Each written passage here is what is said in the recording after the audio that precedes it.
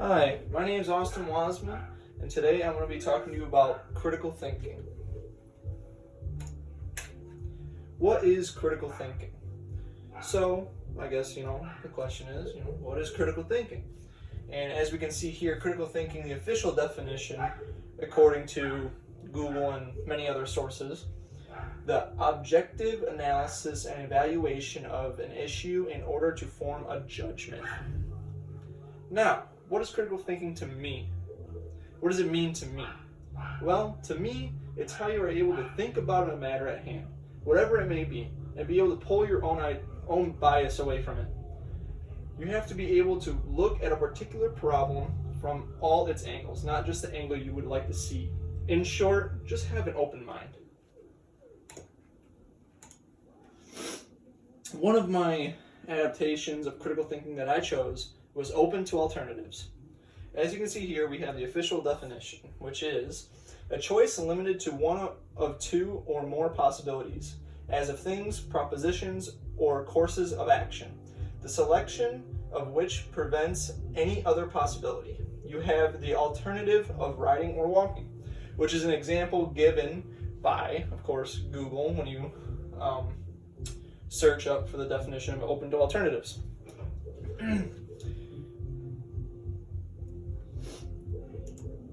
One of my examples that I chose for open to alternatives was this cartoon that I found. As you can see here, we have Plato and another philosopher, Diogenes. Now, to give you some background, Plato, as we all know, is this philosopher who followed Socrates and, learned his teachings and sort of formalized and wrote down on paper what Socrates' teachings were, and that's why we have institutions like the U of M or any other schooling. And Diogenes is sort of like the opposite.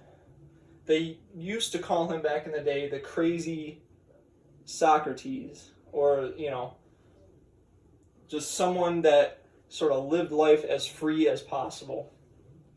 Now, the reason I feel this cartoon best fit, in the cartoon they're arguing about a cup, or Plato's giving a lecture about his philosophy, and this lecture just so happened to be the pure essence of everything. And so Plato, for example, uses a cup.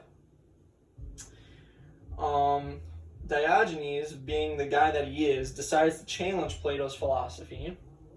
Sure, the cup may have a pure essence of quote-unquote cupness, as stated in the cartoon, but Diogenes suggests to Plato, what about the emptiness within the cup? He asks Plato, is there a true pure essence of nothingness? This statement shocks Plato, as he doesn't know the answer, but is willing to see the philosophy around it. He's willing to see that, maybe his philosophy is wrong and that Diogenes' philosophy could be correct. It gives him another angle to look at the way he teaches philosophy and the way he thinks about other things. Another example that I found for open to alternatives was religion. We all come from different walks of life, some of us born into religious families, and some not. As shown here in this cartoon, when you aren't able to remove yourself from your own bias, it's pretty difficult to near impossible to see the other side of an argument. For example, in the cartoon, the guy on the right is saying, you just hate God, you think you know it all, you're closed-minded, and then in the underlying issues, it's sort of like you're rehearsing your own prejudices, truly closed-minded. He's not willing to see where someone else is coming from, even if he may not believe or like the other person's side of the argument. Another adaptation of critical thinking that I chose was doubting universal truths. Here we have the official definition: the state of suspension of positive judgment on any and every truth. Normally, it is only a methodical form of doubt, when real, general doubt is pure skepticism. And here I have a link to a YouTube video that shows sort of a definition of doubting universal truth. Grammarly does more than catch errors. With Grammarly, you can...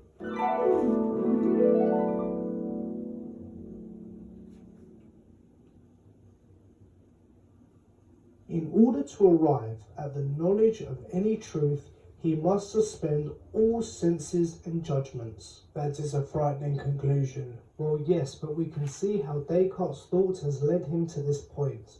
All his previous knowledge has been attained by his senses, but as we saw, the senses can be deceived. If they can be deceived sometimes, they can be deceived all the time.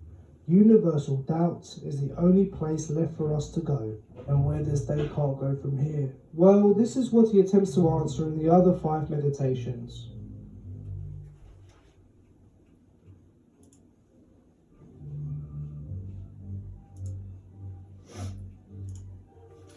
One example that I found best fit doubting universal truths.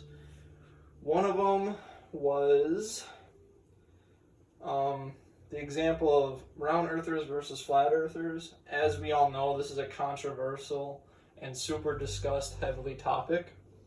A round earth versus a flat one.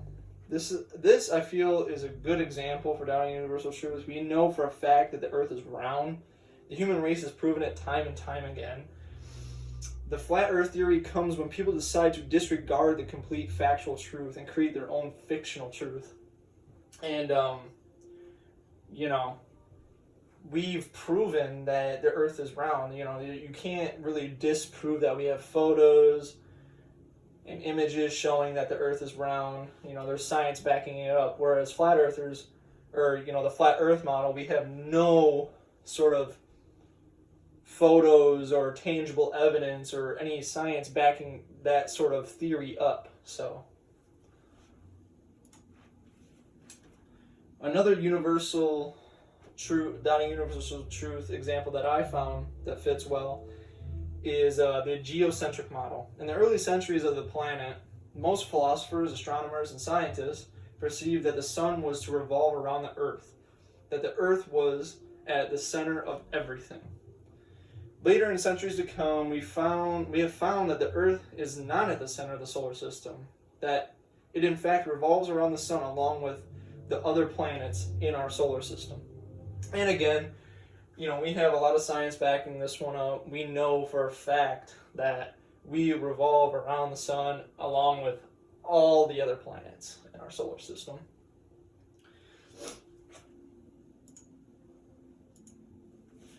All right, my third and final adaptation of critical thinking is the co-creation of knowledge.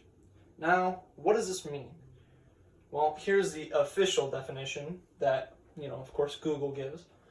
Defined more explicitly later, knowledge of co-creation refers to producing new knowledge as a result of collaboration on a joint task.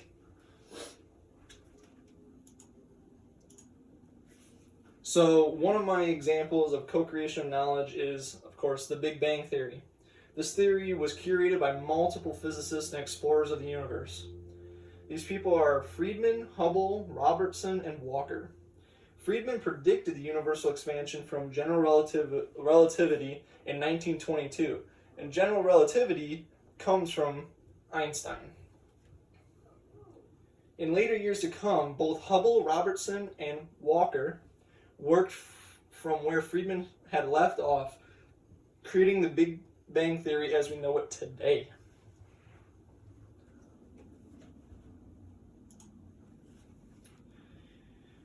Another example of co-creation of knowledge that I found that fits is plate tectonics, or the plate tectonic theory. First off, what is it? Plate tectonics is when two landmasses meet. When these landmasses meet, they collide with one another.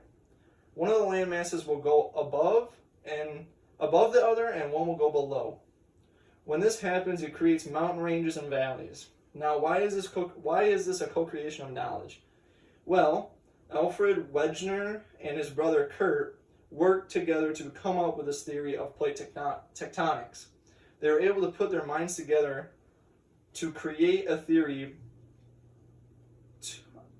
to understand their observable world around them. And, the theory states that the Earth has a dozen or so land masses that sort of float around like ice on a lake. And when they collide, obviously they create hills, valleys, mountain ranges, and things of that nature.